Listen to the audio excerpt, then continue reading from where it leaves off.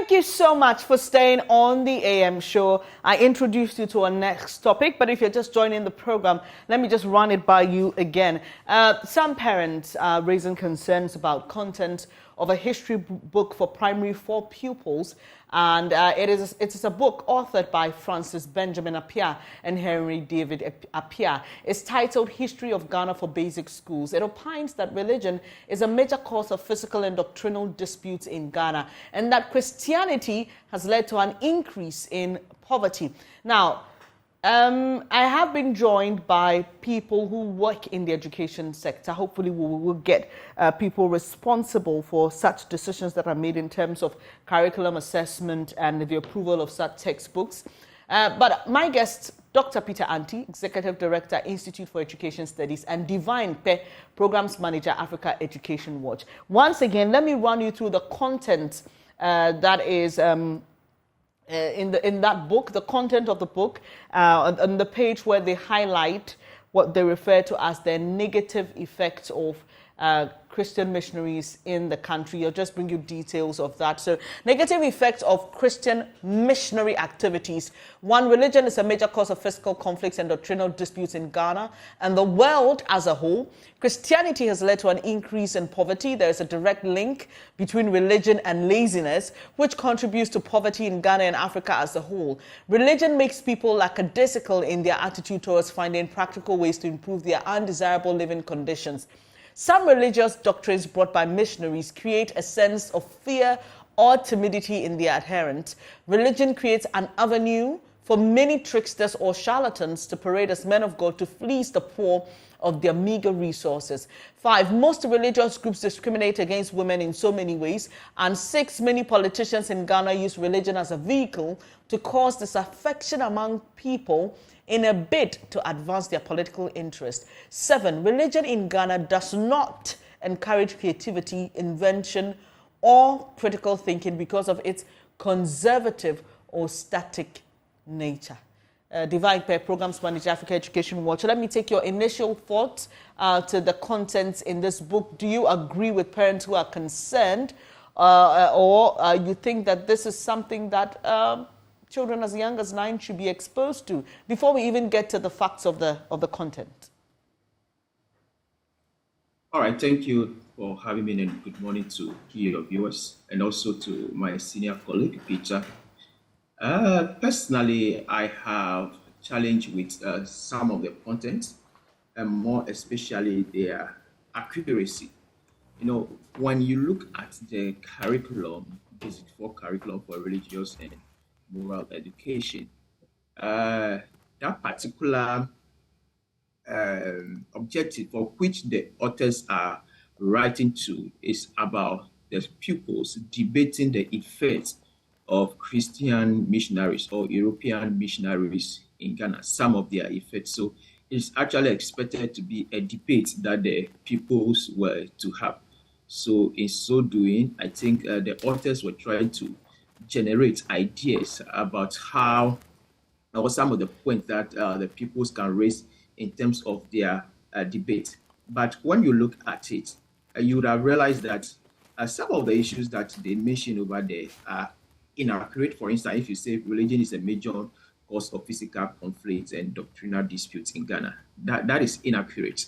So, because in Ghana, we are not having any physical conflicts when it comes to religion. I think Ghana has been started as one of the most peaceful countries, and because of the religious tolerance. So if you promote this in textbooks for people to learn, then it is refuting that particular reality in the country. So for me, 1, it is over there that it is not actually factual. And then also, if you look at the Christianity has led to an increased poverty, there is no fact in that too. So there's a need for us to decouple conjecture or somebody's figment of imagination from what actually is the reality when we are writing textbook for our pupils to learn. Because if you look at the criteria for assessing the various textbooks that the authors submit, there are about 10 criteria, and then one of them is the content. And at the content level, one of the things that they look at is the accuracy and the currency of the content matter and the relevance of the content to the curriculum standard. These particular two criteria, which are under the content, I'm sure the points raised in these textbooks are not actually relevant to them. They are defeating these particular items under the content when you look at the criteria in the guidelines submitted by NACA to the publishers, so that they can meet the such criteria before submitting their textbook for validation. Actually, for me, I have issue with accuracy, and then how current this issue are. And I feel strongly that the authors did quite poor job when it comes to that particular area of the textbook. And if it also tells that probably NACA hasn't done a thorough job, just let this slip by to come to our public domain. And let me now welcome Dr. Peter Anti. Doctor, thank you so much for joining us. We've heard what Divine has to say, his initial comments on the content of this book. I don't know what your initial comments are, but let me just find out from you. In giving me your initial comment, I would like you to also tie in the facts in some of these statements that have been made.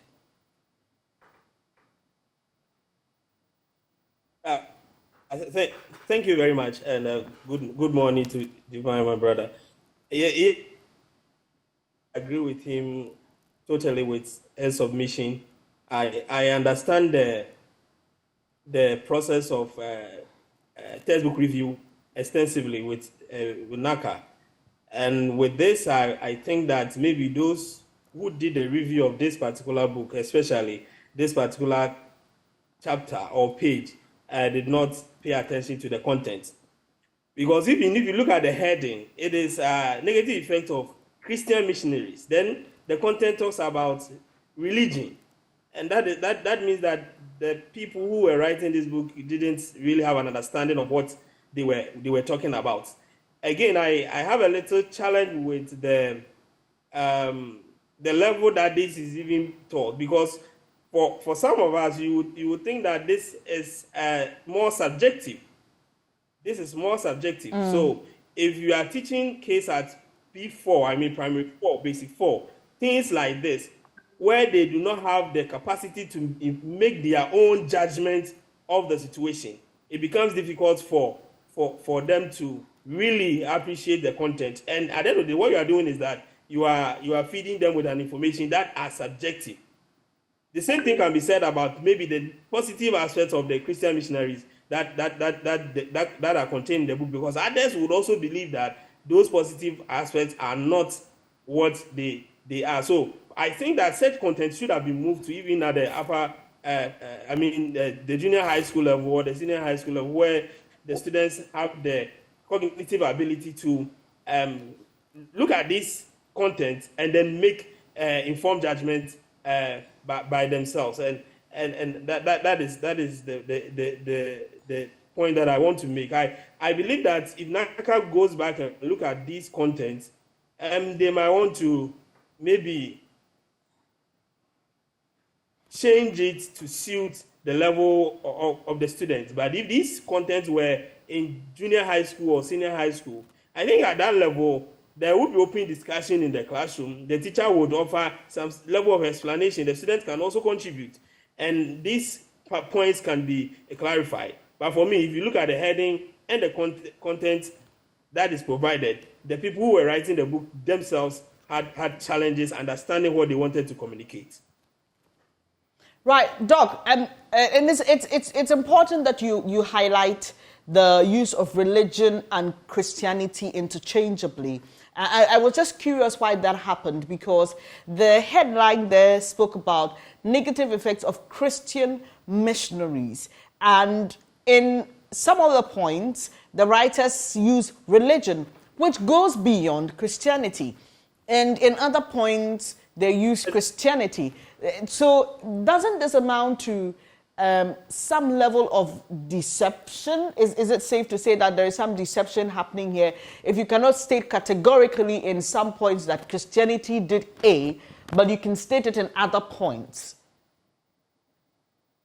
Yeah, that is the point I was making. I think that they didn't understand what they were doing. Let me put it that way. And that is why we had a second level of a review that is carried out by NACA. maybe the reviewers of this textbook did not also go through the textbook step by step to appreciate the content that the writers or the authors have put together. Because for me, when I look at the heading and I look at the points that follow, it technically tells me that the authors didn't understand what they were doing, and that is what it is. This should not be part of the content that they had in their textbooks. They should just take this off and then maybe look at other ways of other points that they would want to communicate, because what they have there is completely very, very wrong. They are mixing Christianity with religion and saying other things that are totally subjective. And I think that it is inappropriate for such a document to be given to this level of students, especially when they are put in a textbook and might be treated as statements of fact, which technically is not so. We've been joined by the Deputy PRO of the Ministry of Education, Yao Poku-Mensah. Mr. Poku-Mensah, thank you so much for agreeing to speak to us on this particular issue. So you heard Dr. Peter Anti there. There are some concerns about the level of education and the content that is being given to the kids, and also content about fact and whether these are subjective or objective statements. What is the GES's position on the matter? Let me say a good morning to yourself and to our lovely viewers and to my brothers on the other end. From the ministry angle and with respect to NACA, the content that you provided on the screen is not what the approved content by the publisher is as we speak. The final document or the final approval which was given to the publisher to work on isn't what you displayed on your screen, and therefore the content is not an approved content of NACA.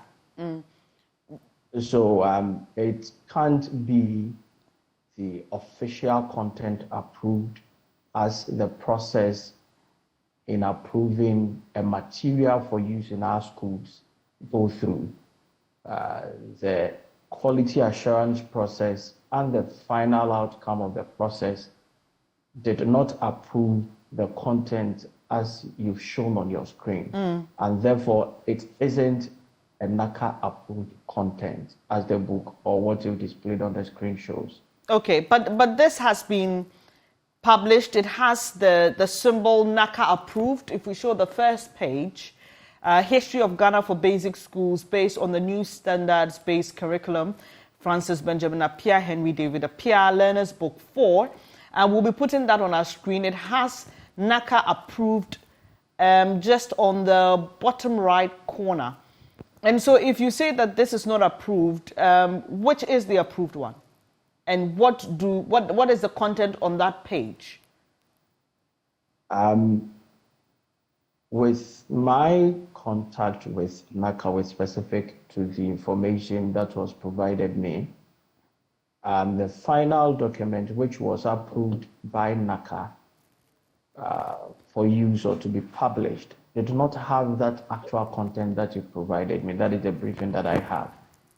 So, but it's a good feedback, and the NACA, per my indication, is calling on the publisher to look into what was approved for them to be used. Because if you bring a material out to go through that process, after the final work, a copy of your material is left with NACA, and therefore they will know whether the approved content is what you've published, and that is what is out there. And from my conversation with the Director General of NACA, the content as you sent me is not what was approved. Is there a way there are checks, right? So you approve a certain document, and sometimes these things could be a technical error, because I mean, this is printing, this is publishing. Probably someone didn't edit properly. Is there a way there is a sample given to NACA or the GES before large publications are made? So run us through the process, basically. For approval of content to be used in our schools is solely within the domain of NACA. And therefore, NACA do have its own process from the review stage to the its final approval. Every item which is identified and where there is an objection to the item identified, it is given out to the publisher to work on. And after working on, you bring what was given you and what you worked on back to NACA. And again, if they do have an objection to the items that you brought back to them again, it is referred back for you to work on until the final approval is given to you through a letter indicating that your material has been approved and therefore can be printed out onto the market for our various schools. So the final document that you do, which is approved with that letter giving you that indication that you have the green light to work on, is left with NACA. So that is why we are able to tell that the content that we are discussing now is not what was approved for use by the schools. And again, let me add up that there are books which do have NACA approved, and there are books which also have based on NACA approved curriculum. So the difference here is that the first one indicates that it is a NACA approved material, and the second one indicates that it is not a NACA approved material, but the writer says that he wrote its content based on the approved curriculum of NACA. And it can again be the situation that some publishers may go ahead of themselves, do or print some materials with the confidence that the content that they provided wouldn't have any objection to it. And when they go and there's an objection to it, instead of removing or doing away with the earlier publication, they put all of them together and bring it onto the market. And there are instances where some of these publishers have been reported to the police and they are facing prosecution as we speak. So the content as you provided on the screen is not the content that was approved by NACA as part of the process in approving the textbooks for use in our schools. Right. And so let me just, I'll ask you to hold on and let me just find out from Dr. Peter Anti. Doc, so we've heard from the GS on this matter. We are being told that this is not what has been approved. But I'm just curious about surveillance, for example. So when it comes to drugs and food, we know what the FDA does, goes onto the market to survey, to ensure that people are doing what is recommended of them. People are not selling goods that have been smuggled into the country. What do you know about the job of NACA in that regard? First of all, let me say that the book that you are showing is approved by NACA. You see, there's a published document of, I think it's about 66 pages that lists all the books that have been approved by NACA. And this document is there. It's at page 56. So this book is approved. Okay, so let's settle that. Again, if this is not what was given to the authors to work on, and I said I understand the processes extensively because I know how those things work and I have the privilege of doing some of these things. So I understand the processes extensively. If this is what was given to if this is not what was, if this is not what was given to the authors to work on finally, then the authors needs to be blacklisted by NACA, and that should be it. Because these books are in the market with this content, What it means is that once they were going through the NACA approval process, they had published the books already. Okay, so these books the authors should be blacklisted and not allowed to publish for NACA again. Again, I expect NACA to release an official statement indicating if what we are hearing is true, indicating that there is another set of books by the same author that they have approved that have different content than this that we are looking at. But this is the book in the market with the content as displayed. And sometimes when you're making some of these things, we should be careful because people have copies of these books and they have shown it to us. And we have seen that this is what the authors put in the market and they are selling. So we should rather focus on the authors and let them know that what they have done is wrong, because this is not what NACA asked them to go on and then publish. You can also look at it from the point of view that maybe the reviewers of this particular book did not do a thorough job, and we have to say it as it is. But to say that this is not approved by NACA and the approved books in the market is different from this, it's a little bit inaccurate, because this is in the list of books that have been approved by NACA. The books that were published by NACA is there, page 66. Then the authors, the book, everything is there. Again, this book is in the market and students have had access to it and they are using it. So we should now target the authors where either they didn't listen to NACA, and this normally happens. Some of the publishers, while they are going through the review process, they go on and publish and then put it in the market.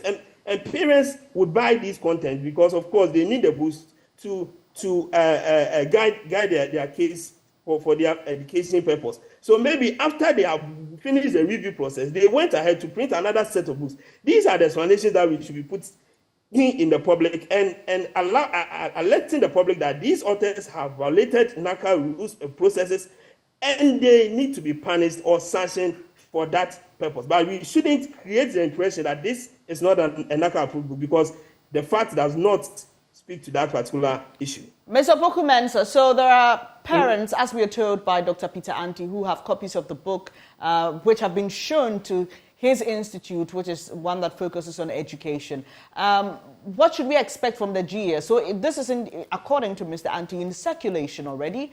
What's the next step? Let me correct something here. I told you that content approval with regards to book is purely within the domain of NACA. Yes, I appreciate that. And that is not within the domain of Ghana Education Service. I appreciate that. Yeah. So I think you interchange the GES and NACA. No, I'm not. I'm only asking you that question because you, as GES, supervise the work. Please. No, wait. Before you continue, I'm coming from the wheels of the Ministry of Education. Not Ghana Education Service. You speak for the Ministry of Education. I introduced you appropriately. So that is what. Yes, that is what. So and that's why I'm saying that you have oversight responsibility of all these agencies or institutions of education, and that's why I'm asking you what the next step is, right? Yeah. So as if Doug was listening to me carefully, I indicated that you do have NACA approved, and I was indicating that the final item or the final content that was given to the publisher to work on isn't what you've displayed on the show. I'm not saying that this material wouldn't be found in the NACA listed item. And again, he comes back to confirm that a publisher may go ahead of themselves for the final approval to be given. They have some copies already printed. And that is what I indicated, and they will mix it up with the one which is approved, and it's taken onto the market. And I went further to indicate that there are some publishers who are facing prosecution as we speak with regards to the same item that you've displayed. And it is a feedback to us. I have given an indication that the NACA Director General is in possession of the item that you displayed, and they have a copy of the content that was given out to the publisher to work on. And so the other step will be to invite the the publisher and take the publisher through the process. And again, ensure that the quality assurance process is adhered to, and materials within our market and within our schools are the ones which have been approved for use by our various schools. So what we are discussing now is in the interest of the ministry and NACA as an agency under the ministry. We do have this as a positive feedback to the work that we are doing, and we have a responsibility to ensure that content which are given out, content which are studied in our various schools, stands the validity test and is able to build on the inner built potential of the learner. And it is up to the ability or the development stage of every learner. So we will take this up, and it has already started. The NACA Director General is working on and ensuring that the right thing is done. Well, I appreciate your response to that. And Divine, would you suggest that we recall the books even while we wait for whatever investigation or whatever work it is that NACA will be doing in addressing the issue? Okay, thank you, Bernice. Before I answer your specific question, for me, I believe that my good friend Yao would have been doing us a good service if he were to be here telling us what the actual book or the approved book, as he said, actually contains. But right now, he's just telling us this is not it, and it's just being based on NACA approved curriculum. But if you see what is described on the book, it is saying NACA approved, not based on NACA approved curriculum. No, so this is NACA approved. And as Peter said, if you look at the list of approved books submitted by NACA on their website, you'd have realized that this book is also specifically mentioned. You know, the process of reviewing books actually has 4 stages. We have the submission, the assessment, the verification, and the approval stage. So after the submission, the assessment stage comes in, and at the assessment stage, 2 panels are constituted: the content review panel and then the technical review panel. And the content, they look at the content review, and then when they pass it, technical people also look at it, and if they pass it, they can move it to the next stage, which is the verification stage. So at the assessment stage, when they have an issue, they write to the publisher or the writer of the book and mention that he or she corrects some of these issues that they may have identified in the book. And then the author will resubmit, and if they are finally okay with it, it goes to the verification stage. So I'm hoping that if indeed it was initially submitted and then the reviewers identify issues with it, that later we could have even been reading that later to us that yes, this was identified at the review stage, and then these are the issues that the people identified, and this specific issue was also mentioned on it. So for me, I believe once he was getting information from the director of NACA, they could have also helped us that yes, indeed, we identified this, and this is the letter we issued to the author that this particular issue may not be accurately captured. So look at it.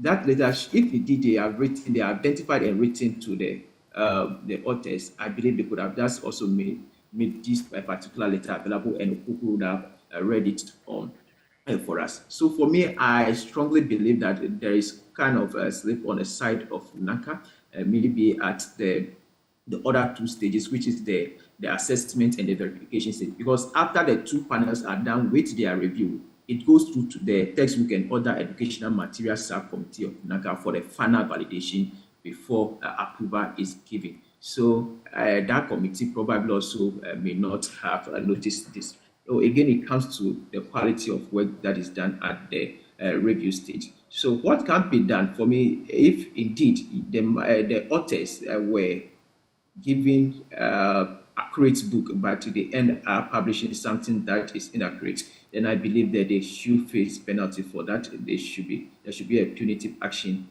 against them. That should be the first step. If they have to be blacklisted, that will do so well, and then we can move to the stage of recalling these books of the market, because once Yahweh saying they are not approved, then it means that they don't have to be on the market. They have to be recalled, and then also communicate issue out to parents to desist from purchasing this book, and as well as teachers also assisting their students to purchase this book. So it's very important that these books are recalled once Yahweh saying that they are not approved. Then the only thing is that recall the unapproved book off the market so that they do not continue circulating on the market and finding themselves in the home. But I strongly believe Yahweh would have done well by bringing that letter that the committee made have issued to the authors, indicating that they have not approved this particular area of the content. And that would have helped all of us with the discussion we are having. But going forward, generally, I believe that this is not, we have to look at the issue holistically on a broader scale. There are other books on the market. I have seen a few of them that there are other issues. And if you look at it, you will realize that some of the authors have issue with interpretation of the curriculum standards. So they end up writing something that may not be specifically tailored to the curriculum objective. That's one of the issues I have identified. So it's very important that NACA continues to work the capacity of their publisher to be able to understand the content of the curriculum so that their writing can be properly suited to the curriculum objective. Otherwise, we may be facing some of these. I know NACA has been building the capacity of authors. Recent one was in Accra College of Education, and there was another one in Kumasi. So they have to continue developing the capacity of their publisher. But again, teachers would have to be very crucial in helping parents as to what book they buy for their award. I believe parents, if they want to buy books for their award, they need to consult teachers on what actually should be in the hands of their children, so that I believe teachers can do a thorough job in helping this particular parent get the accurate books on the market by vetting some of this content before buying. It's very, very important. And lastly, I would have to mention that the publisher themselves must begin to engage professional writers. It's very important. You look at some of the content and you see that, look, this is not professionally written. So it's Thursday, the 25th of May, 2023. They need to invest in their authors, get professional content writers, other than just, excuse my word, picking anybody to just write, because these are what children are learning, and we must get the qualified people to write the content for us. So the authors, the publishers might invest equally in getting best authors to write their book, and that NACA must continue to work the capacity of their publishers, as much as also it's important for parents to work with teachers so that they can get a quality book on the market for their works. Well, Mr. Yao-Poku-Mensah, do you have any response? Divine had some reactions to your submission. Would you like to respond to them?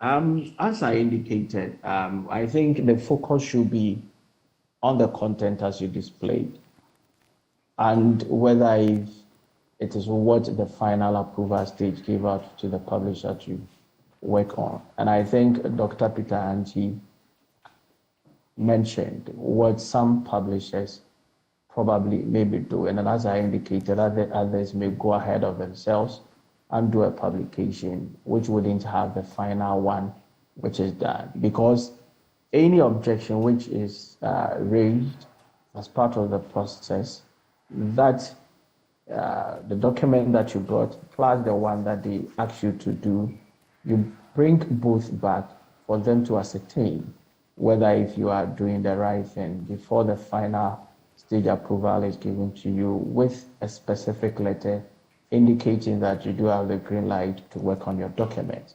The book as displayed, I'm aware it is not the content as approved by NACA. Mr. Opoku-Mensah, are you able, I know you don't work with NACA, but you just mentioned that you have been in touch, you have been told that this is not the approved book. Are you able to share with us the information on that page for the approved book?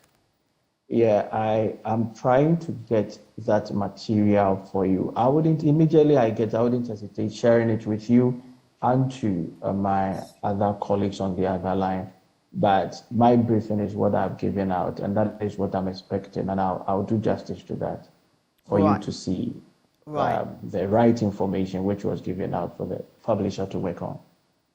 Right.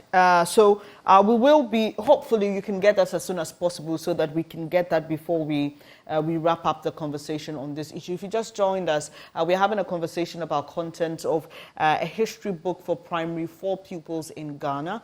And on that page, there are content about some negative effects of Christian missionaries in the country. Dr. Peter Anti and Divine Pair have raised concerns about the factual inaccuracies of some of the statements there. They've also questioned why religion and Christianity are used interchangeably.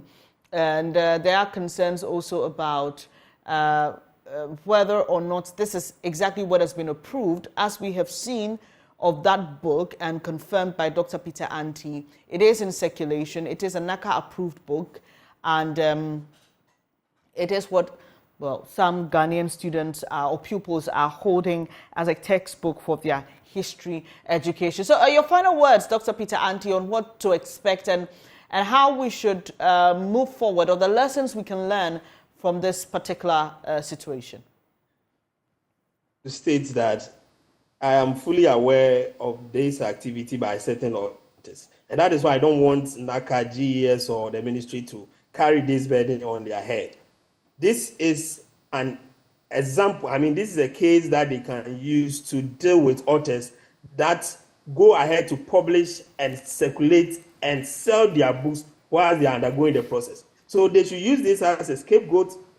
If truly the content of what they approved is different from what is in the market, then this is a classical case for them to deal with authors that are engaged in this kind of activity. So we are waiting for NACA to issue a statement to see, for us to know that this is not what they approved, and these are the actions that they are undertaking to bring the authors of this book to bring the authors of this book. I was going to use book again. Book to book. Yeah. So that is basically what I would want to say. We need to sanitize the system in terms of textbooks that are being read by our kids, especially kids that are not able to make informed judgments. And some of these information should not be allowed to get into the market. And that is why we are calling on NACA to indicate that this book and these authors violated their processes, and therefore they have been blacklisted, and henceforth they will not be given any opportunity to publish any book in the market. This is purely within the domains of NACA. They, I believe, have done a good work if they indicate that, or they are indicating that they didn't approve this kind of content. So they should go ahead and let us know, demonstrate that that is what it is, by issuing a statement to clarify and also bringing the authors to book. This should be the way forward. Thank you for your time, Dr. Peter Anti. Divine, your final words. All right. Personally, I'm finding it difficult to understand why, if indeed NACA has issued a communication to the authors that we have issued on this particular content of your book, and then the authors will ignore that to go and publish otherwise. I'm having difficulty understanding why that would have happened. So I'm still skeptical about the fact that NACA has not approved this particular area of the book.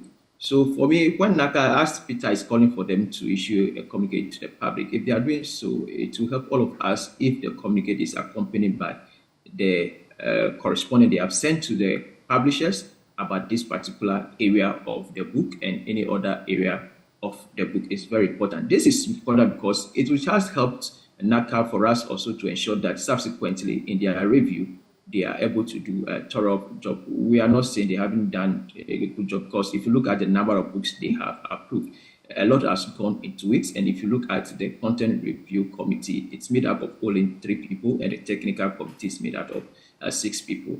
If it will be that they will need to increase the capacity of their committee members to do subsequent better job than this one.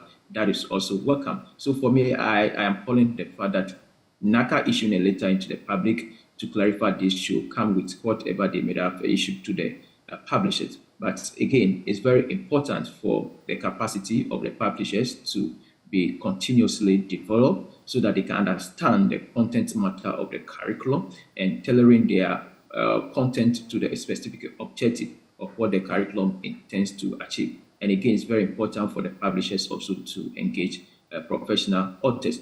And finally, if indeed it is found out that NACA has issued a communique to them not to publish this book, but they went ahead, strongly a punitive action needs to be taken against the authors so that we discourage this happening. Thank you. And Mr. Opoku-Mensah, I hope you've been able to get the actual content. If not, your final words, and we wrap up the conversation. Yeah, so we are mindful of our mandate in building a 21st century learner, building a 21st century education that is meaningful and addresses the development challenges of our country. And that is the driving force. And that is what we are trying to achieve. And therefore, we are mindful of the content which we provide in our schools. And at the end of the day, we are mindful of the outcome of the content and the individual that is produced after the whole process. Mind you, learning as a relative feminine change fits within the sociological understanding of what education seeks to achieve. So therefore, we wouldn't do anything that will distract the ability to build a 21st century critical learner and a creative learner as the curriculum seeks to achieve. So therefore, I want to urge the public to be mindful of the items in the market, especially with regards to approved books that they want to use. And if anybody do have any difficulty in a publication which is on the market, they shouldn't hesitate contacting the outfit of NACA for redress or understanding to what is being put out or what they found in the market. So we see this as a positive feedback, and we will encourage the public to team up with us so that we can have the best of our education to build that 21st century learner that we seek to build. So it is a good call, and we expect some of these feedback to help so that we can have a good system for the betterment of our education system. So when the material is ready, I wouldn't hesitate. I'll share it with you, plus Divine and Peter, so that we'll be on the same page and see what is happening at our outfit. Thank you so much for your time. Yao Opoku-Mensah is Deputy PRO of the Ministry of Education. Earlier, you heard Divine Peer Programs Manager, Africa Education Watch, and Dr. Peter Anti, Executive Director of the Institute for Education Studies. Let's stay a while.